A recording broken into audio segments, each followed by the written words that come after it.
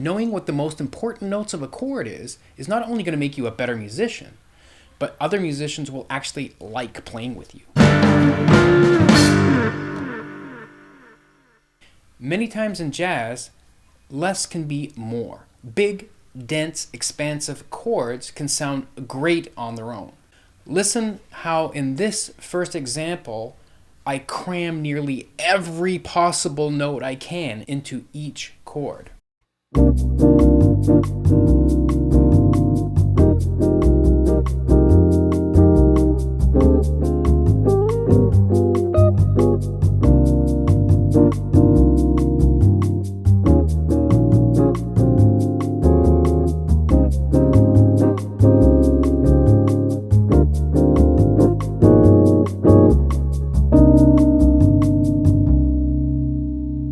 It's so dense and it fills up so much space that there's not a lot of room for a soloist to slot themselves in.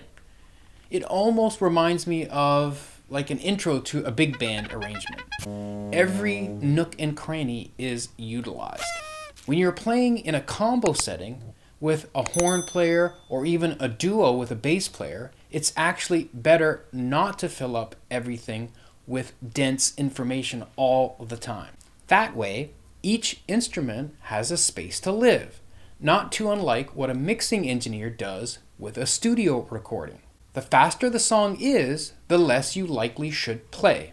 Here's a bass line to a blues, and I'll only play 2 notes for each chord.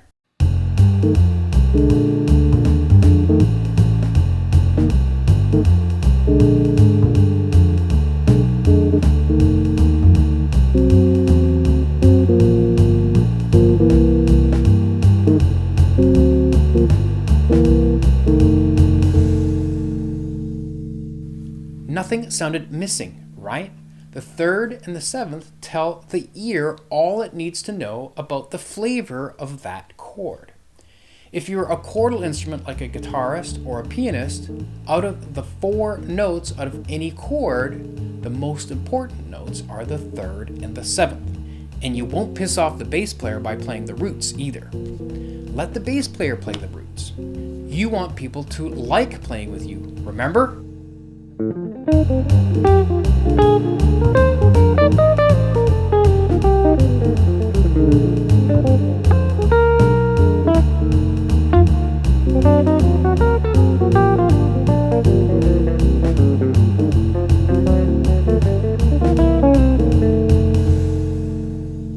You're staying away from what the bass player is doing, and you're leaving lots of room for anyone soloing.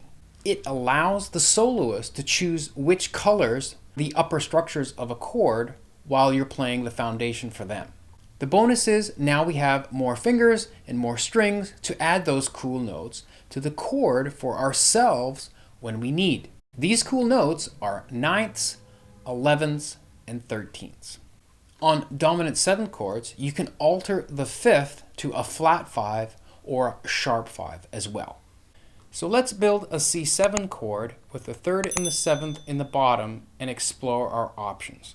So we have an E and a B flat on the 5th and 4th strings. Think of the 3rd and the 7th as the frame of the house and then build your 9s, 11s, and 13ths above that. Once I'm holding that down, over here we have our root, and remember I said we're not necessarily going to avoid the root unless it's on the bottom as a bass note, but there we have it as an option. We have the 9th, which is the D.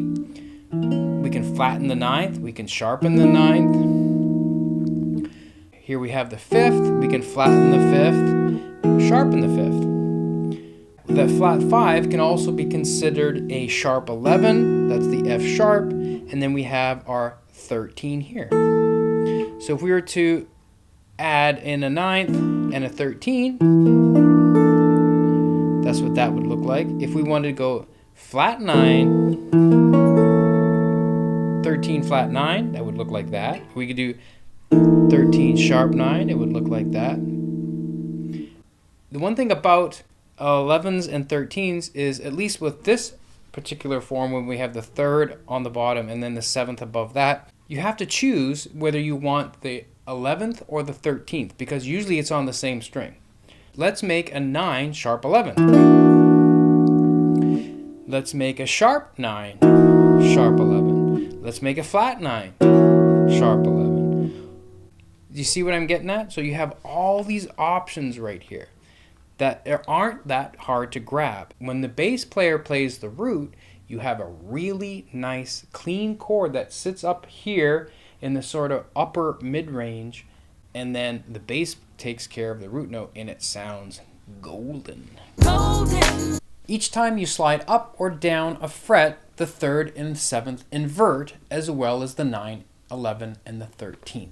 If you move up a fret each time, you're moving up in fifths. If you move down a fret each time, you're moving in fourths, no matter what type of chord it is. So now, let's move our shape down 1 fret. We have an E flat and an A. There's our 5th if we want to. We can play our flat 5. We can play our sharp 5 with 1 finger. It's a nice little shape. We have our 13th, just above the sharp 5. We have the flat 9 on the 2nd string. We have the natural 9, and then the sharp 9. And now on this version, our sharp 11 will be on the 1st string. Let's do this. We can go 7th, 3rd, 13, 9, and a sharp 11. Or maybe I wanted to add the... Actually, it's a little bit harder to grab, but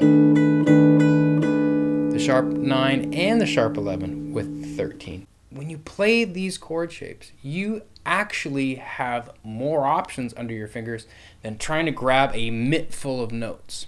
By thinking of your guitar as each string being a horn section in a big band, and then stacking the notes as we discussed here, your chords can still have dense notes in them, but sound succinct, clear, and a lot less muddled. This approach to chords has also influenced the construction of my lines when I improvise. I'm going to try to use the chord voicings on the screen as the material that I draw from to create my lines.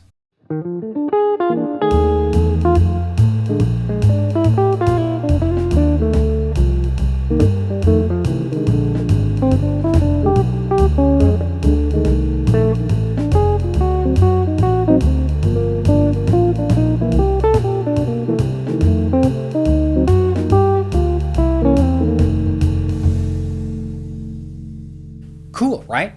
I think that this method of thinking can help give a person a fresh outlook on what to play.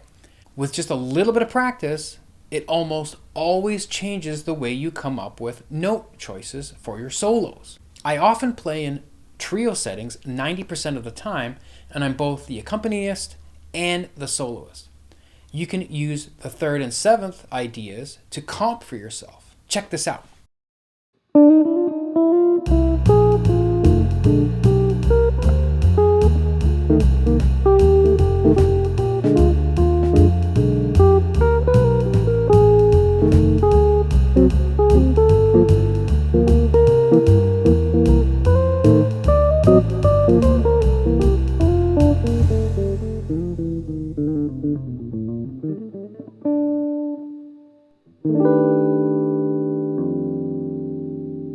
Of course, you can add 9ths and 13ths, etc. when you comp for yourself as well. Let me know in the comments if you're finding this lesson helpful. A big thanks to my Patreon supporters who help make this possible.